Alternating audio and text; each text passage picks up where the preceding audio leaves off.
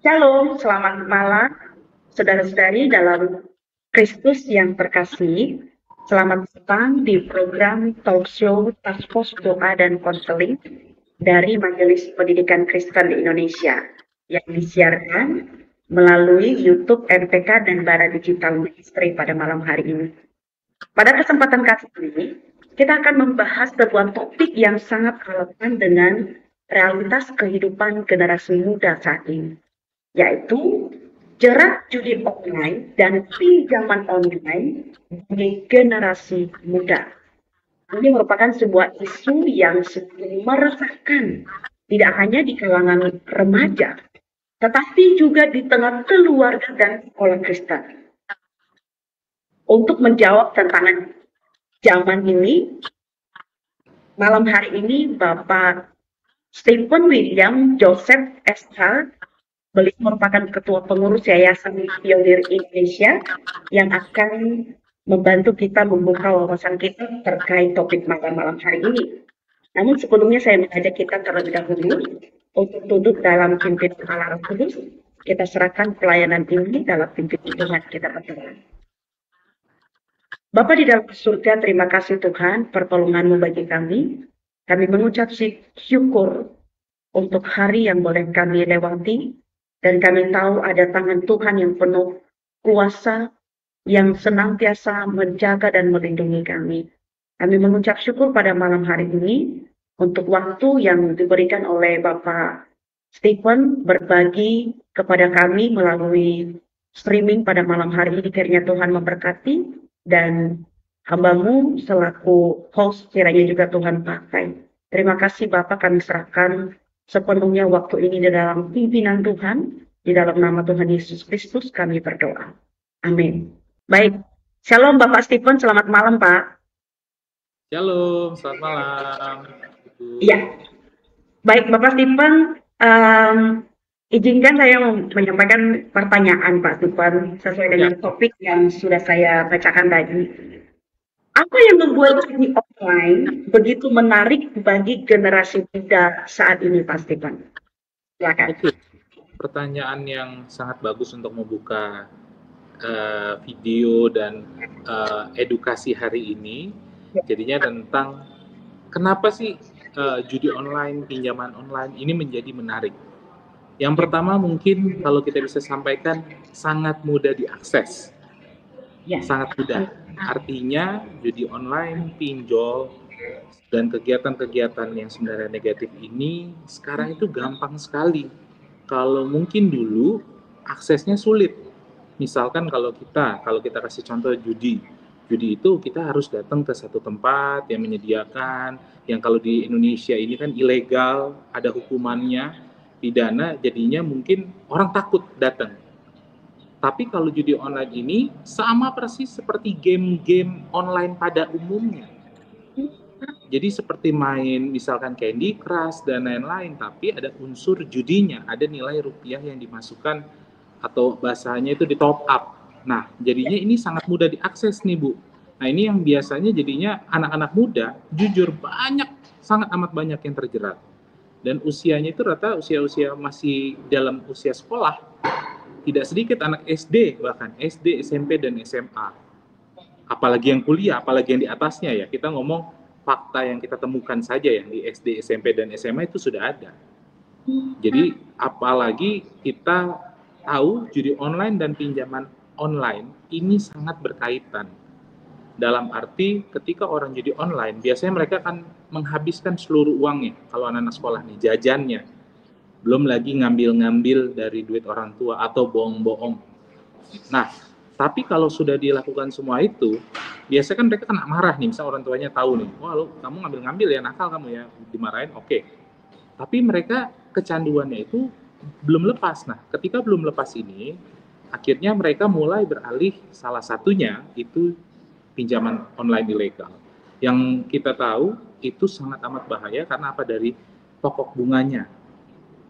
Nah, kita bisa lihat di situ tingkatnya itu sudah jauh di atas BI yang sudah ditentukan Bank Indonesia.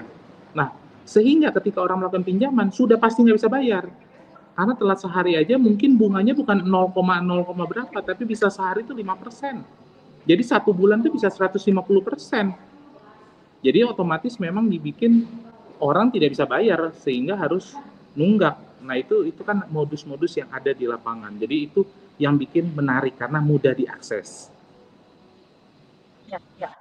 Memang betul ya bahwa kemungkinan yang terjadi di saat ini khususnya karena internet juga sudah bebas untuk diakses oleh semua kalangan. Di situ adalah kesempatan ya anak-anak khususnya bisa melakukan hal-hal seperti itu. Nah, Bapak, mengapa pinjaman online menjadi juga merupakan pilihan yang sering diambil, Bapak? Walaupun mereka tahu nanti resikonya akan ada yang membuat mereka pada akhirnya bisa jadi kesulitan untuk melunasi atau membayarnya.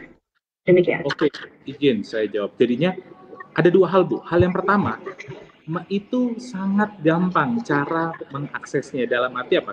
Kalau kita melakukan pinjaman di bank, kita perlu KTP, kita perlu kerjaannya, misalkan kerjanya di mana, nanti dikonfirmasi sama kantor, benar nggak orang ini bekerja di sini. Terus kedua adalah biasanya harus dilihat cash flow keuangan di banknya. Nah, artinya banyak parameter yang dipertimbangkan pihak bank untuk mengeluarkan kredit. Tapi kalau pinjol ini tidak ada, cukup KTP dicairin puluhan juta, Ibu. Bahkan bukan hanya 5 juta, 10 juta, bahkan bisa belasan, bahkan bisa puluhan. Nah, itu baru satu aplikasi. Banyak yang kita temukan anak-anak muda, Bu, masih usia sekolah, tapi sudah punya KTP kebetulan, mungkin kelas 2, kelas 3 SMA, itu pinjolnya bukan 1 titik, Bu, belasan titik. Belasan titik, sehingga kalau nilainya digabungkan, diakumulasikan, itu bisa sampai ratusan juta. Dan itu memang dia nggak tahu cara bayarnya, jadi dari satu pinjol ke pinjol yang lain, lama-lama terus berlanjut. Nah, itu biasanya kita sebabkan cuma 2. Yang pertama karena judi online, itu mayoritas. Kedua adalah untuk gaya hidup, untuk lifestyle-nya dia, untuk misalkan ya dia nongkrong atau mungkin beli keperluan-keperluan ya untuk menunjang pergaulannya dia, Bu. Jadi itu yang paling sering kita jumpai. Ya. Apakah ini mungkin juga ya, kalau anak-anak ini sudah terjebak dengan judi online ini, akan itu menjadi kecanduan bagi mereka ke depannya, Pak. Walaupun mereka tahu mereka harus menghadapi dengan resiko yang besar seperti itu. Apakah mungkin dengan terbukanya akses mudah untuk melakukan situasi seperti ini, apakah mungkin merupakan suatu kecanduan kepada remaja-remaja seperti ini, Pak? Dan kira-kira apa dampaknya terhadap kesehatan mereka, kesehatan mental mereka, emosional mereka generasi muda ini ke depan? Oke, setuju, Bu, sama pertanyaan Ibu. Dan terakhir yang Ibu tanyakan, apa kerusakannya? Ya, betul. Utamanya adalah mental dan emosional. Kenapa saya bilang pertama mental? Karena kebanyakan anak-anak yang melakukan judi online, mentalnya mereka sudah kena. Artinya apa? Biasanya mereka tidak punya daya, rasa bersaingnya itu hilang, Bu. Kemauan bersaing, karena terlalu menggampangkan nilai rupiah. Karena mereka selalu gampang, misalkan mereka masukin 50.000, mereka berharap tuh dapat 1 juta, 2 juta, bahkan 5 juta. Jadi merasa nilai uang itu kecil. Uang tuh gampang dicari, dengan 5 menit, 10 menit mereka bisa gandakan uang. Padahal pada kenyataannya kan mencari uang itu sulit. Orang harus bekerja keras, kerja cerdas, harus melakukan yang terbaik untuk mendapatkan nilai rupiah, untuk bisa mendapatkan uang. Nah, tapi kalau orang sudah kena judi online, biasanya anak muda ini, wah, Bu, itu sangat sulit diubah. Bahkan saya berani katakan kecanduannya selevel dengan kecanduan narkoba. Karena itu sudah mengikat. Sehingga kerja otaknya, mentalnya, emosionalnya, mereka sudah biasa gambling. Istilahnya, ya udahlah, duit masukin aja. Habis, nanti ada duit lagi, ada jajan lagi. Bukan pikir untuk nabung lagi, Bu. Mikir mau kembaliin ruginya mereka. Padahal jelas kalau di judi online ini udah nggak mungkin bisa balik. Nggak ada tuh nama balikin rugi. pasti rugi terus. Tapi akan dipancing terus, Bu. Nanti kalau mereka udah sering kalah, dikasih menang lagi. Jadi mereka termotivasi lagi, aduh, gue harus main lagi nih, biar bisa balikin uang modal gue lagi. Nah itu korban yang kita tangani sudah beberapa kali, selalu gitu, ritmenya kayak gitu. Jadi kalah dikasih menang lagi, dikasih menang, kalah lagi. Nah tapi kalahnya ini nggak pernah dihitung sama mereka. Yang mereka hitung menangnya doang, sehingga mentalnya keganggu, Bu. Mereka udah nggak bisa bedain kenyataan yang mana namanya permainan. Jadi sehingga bagi mereka hidup tuh kayak permainan aja. Hari ini gue dapat duit berapa, masukin aja udah. Untung gue party, masukin uang habis, ya udah di rumah aja. Nah itu kan pribadi yang jelek, padahal nantinya mereka masuk dunia kerja nggak bisa melakukan hal kayak gitu. Pada kenyataannya ini kan banyak anak-anak usia remaja dan pemuda nih, Bu. Nah itu artinya mereka, sehingga kalau kita lihat anak sekarang menggampangkan nilai rupiah sekali. Uang berapa aja habis, nggak mikir cara dapetinnya, tapi tahu cara ngabisinnya gitu. Berbeda dengan orang tua yang Betul. usaha bekerja dan bagaimana mengelola dengan baik. Benar-benar. Iya, iya Pak. Nah, Pak, apakah langkah-langkah yang mungkin dapat diambil oleh sekolah Kristen ini ya? Karena ini kan konteksnya Kristen ya. Langkah-langkah yang bisa diambil oleh sekolah Kristen untuk memberi edukasi tentang bahaya judi online dan pinjaman online ini, Pak. Apa kira-kira strategi yang bisa digunakan untuk mengurangi akses generasi muda ke situs-situs yang Bapak bilang tadi gampang untuk dilakukan oleh usia mereka saat ini? Silakan. Oke. Jadinya kalau apa yang bisa dilakukan sama kita, sekolah-sekolah Kristen dan anak-anak Tuhan mungkin yang bergerak dan bekerja sebagai tenaga pengajar atau kepala sekolah ataupun guru sekolah minggu mungkin atau pembimbing pemuda, kita harus mencari informasi tentang bahaya judi online, dimulai dari diri kita. Maupun bisa mengundang kami, kalau yang masih sekitaran Jakarta mungkin bisa mengundang kami, Pionir Indonesia, untuk melakukan penyuluhan ke sekolah-sekolah tentang bahaya narkoba dan bahaya judi online. Itu kami terbuka. Dan kedua adalah yang paling bagus juga adalah yaitu tadi yang saya bilang di pertama, gurunya, orang tuanya harus mendapatkan informasi dan mencari informasi sebanyak-banyaknya, sehingga nanti ketika ada kesempatan untuk melakukan pemeriksaan handphone, itu harus dilakukan rutin. Anak sekarang itu kan semuanya di handphone aktivitasnya. Hampir 80% aktivitas yang dilakukan melalui handphone. Nah, tapi kalau handphone, tapi memang jujur zaman sekarang periksaan handphone itu sangat amat sulit. Karena begitu banyak rahasia mungkin yang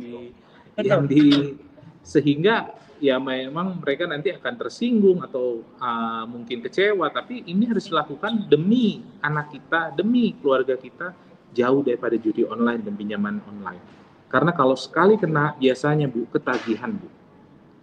Sifatnya itu membuat ketagihan dan berujungnya rumah sakit atau meninggal. Banyak anak-anak muda yang melakukan bunuh diri karena judi online dan pinjaman online.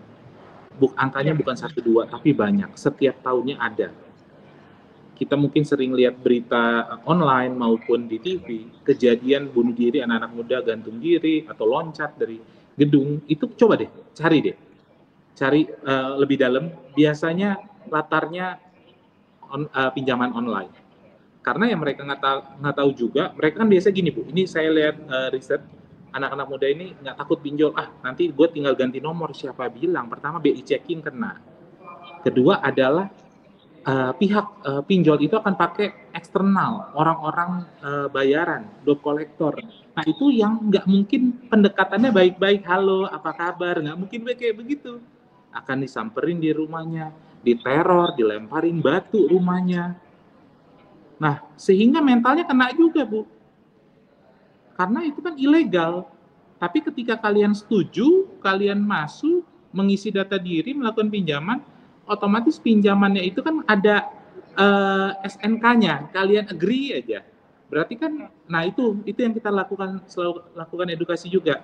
Ketika download aplikasi, cek dulu, baca, jangan males langsung skip, setujuin agree. nggak dibaca tuh apa yang diakses. Hati-hati banyak aplikasi game, khususnya Android ya.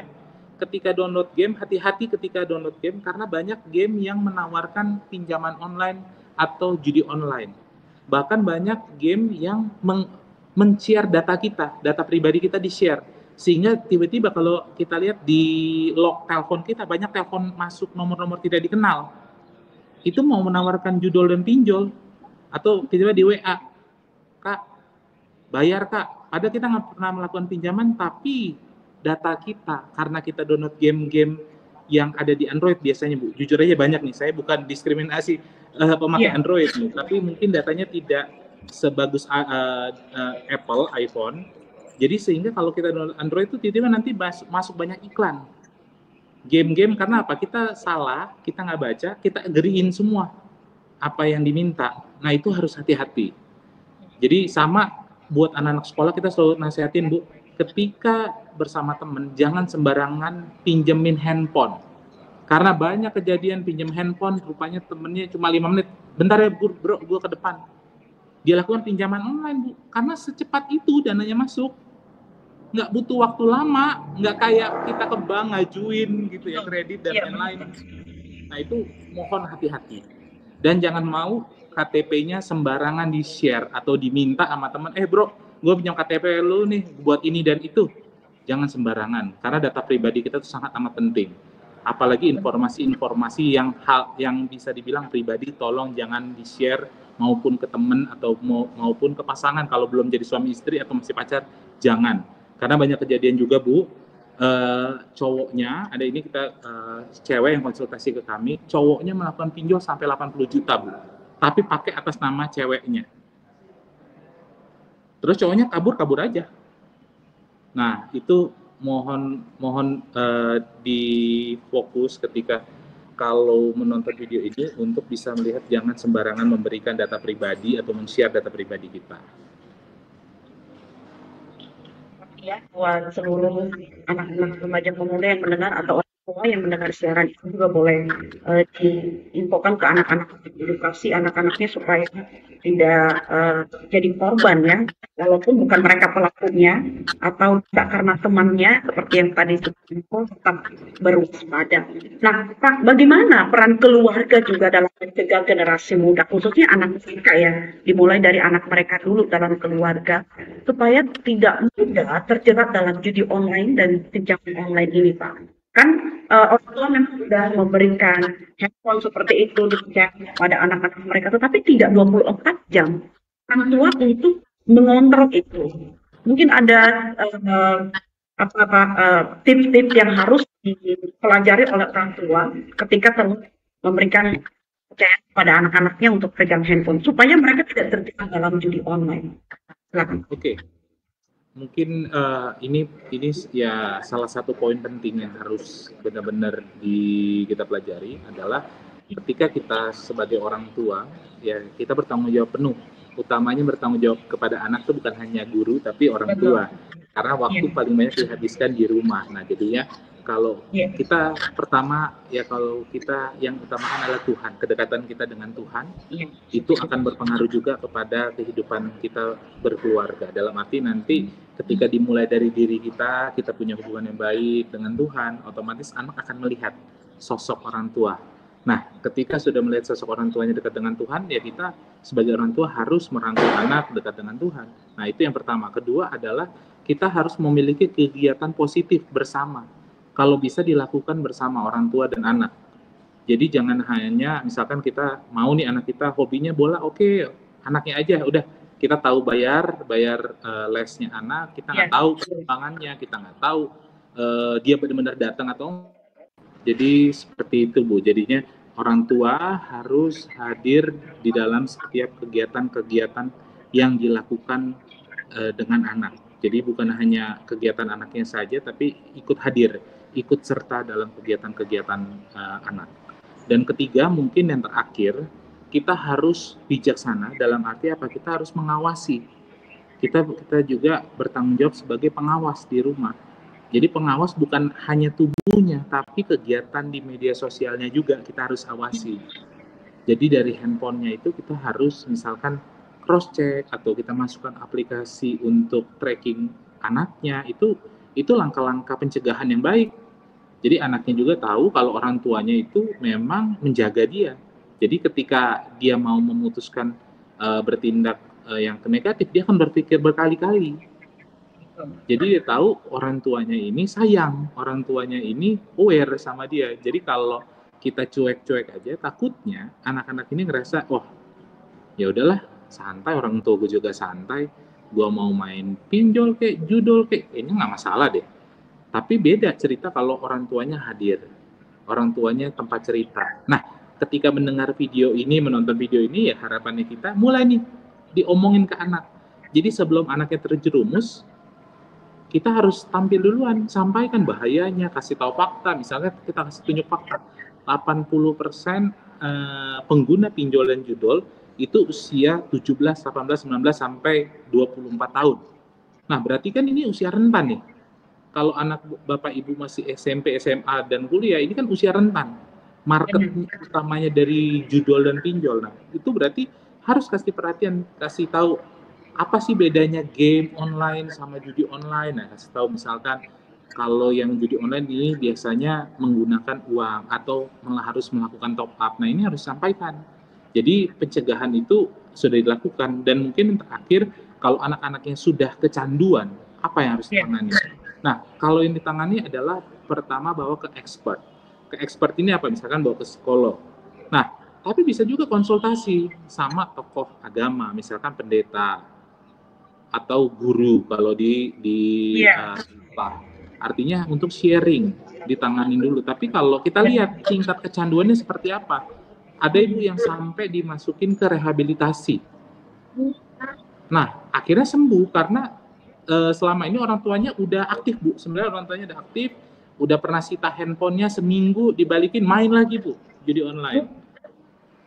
Nah, jadi harus ada tahapannya, kita harus mengenal nih, kita harus melihat misalkan kita percayain dulu, janji ya nggak main lagi. Mulai atau nggak mulai dapat harus ada sanksi, misalkan handphonenya disita atau rekeningnya jangan uang nggak boleh lagi di tangan, tapi dalam arti kasihnya bentuk jajanan, makanan, dan lain-lain kalau dia masih sekolah. Nah, tapi kalau andaikan tingkatnya sudah adiksi atau kecanduan, ya harus bawa ke rehabilitasi. Lebih lanjut itu. Betul, dibalikin lagi cara hidupnya. 24 jamnya dia ini teratur lagi. Karena kalau biasanya rehabilitasi yang berbasis sosial, itu diajarin bagaimana cara dia hidup, cara dia bekerja dari pagi, siang, sore, malam itu ada aktivitas-aktivitas dan lain-lain. Jadi seperti itu, Ibu. Oke.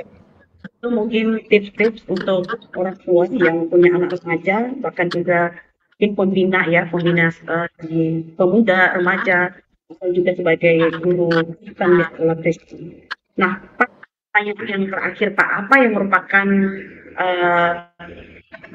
pesan utama Bapak di dalam sorry Pak, saya akan mulai dulu yang terakhir dan tadi apa pesan utama? Oke. Pak, terima kasih untuk jawabannya, dan ini merupakan perhatian buat orang tua juga yang punya remaja atau pemuda, atau bahkan juga sebagai pembina di pemuda remaja, bahkan juga sebagai guru di sekolah Kristen yang punya anak didik, punya masalah sudah terjerat dalam judi online atau pinjaman online. Mungkin bisa disampaikan tips-tips yang sudah disampaikan oleh Bapak Stephen tadi. Bapak Stephen, apa pesan utama yang ingin Bapak sampaikan kepada generasi muda tentang bahayanya judi online dan pinjaman online itu untuk menutup sesi talk show? Silakan, Pak. Oke, jadinya mungkin pesan atau yang tagline utama yang kita ingin sampaikan, pilihan kita hari ini menentukan siapa kita ke depan. Jadi jangan merusak semua mimpi, semua cita-cita dengan kesenangan sesaat. Karena kesenangan itu menghapus semua mimpi dan cita-cita. Nah, jadinya untuk anak-anak muda yang mendengarkan video dan menonton video ini, tetap memotivasi diri, tetap berjuang untuk bisa mencapai dan menggapai mimpi-mimpinya. Ya. Baik, terima kasih Bapak yang sangat singkat dan jelas yang sudah diingatkan kembali kepada anak-anak, remaja pemuda, dan khususnya bagi para orang tua yang mendengarkan siaran ini boleh di-share kepada anak-anaknya dan eh, diinformasikan dari dini tips-tips yang harus kita sampaikan kepada anak-anak kita demi masa depan mereka yang lebih baik. Bapak izin untuk menyampaikan mohon kesediaan untuk di dalam doa untuk program kita pada malam ini. Silakan Bapak Steven. Siap, mari kita bersatu dalam doa. Tuhan, terjadi syukur atas kesaksian dan seminar dan talk show yang kita sudah sampaikan. Semoga ini menjadi suatu hal yang baik dan bermanfaat. Dan kami yakin Tuhan, banyak anak-anak muda bisa menggapai semua cita-cita mimpinya dan bisa jauh daripada pinjol dan judi online, Tuhan. Di dalam nama Tuhan Yesus, haleluya, amin. Baik, terima kasih untuk kesediaan Bapak Stephen William Joseph SH untuk pelayanannya dan sharingnya kepada remaja pemuda melalui streaming ini boleh menjadi berkat kepada mereka yang sudah mendengarkan dan kita selaku pembina juga di tempat pelayanan kita berada boleh kita bagikan. Dan sampai ketemu di waktu-waktu yang akan datang, khususnya Bapak Ibu yang sudah mendengarkan siaran ini dengan topik yang berbeda di waktu yang akan datang. Dan saya Ena dan Bapak Stephen dan teman-teman yang ada di belakang layar yang turut ambil bagian dalam pelayanan ini mohon undur diri. Tuhan Yesus memberkati. Shalom.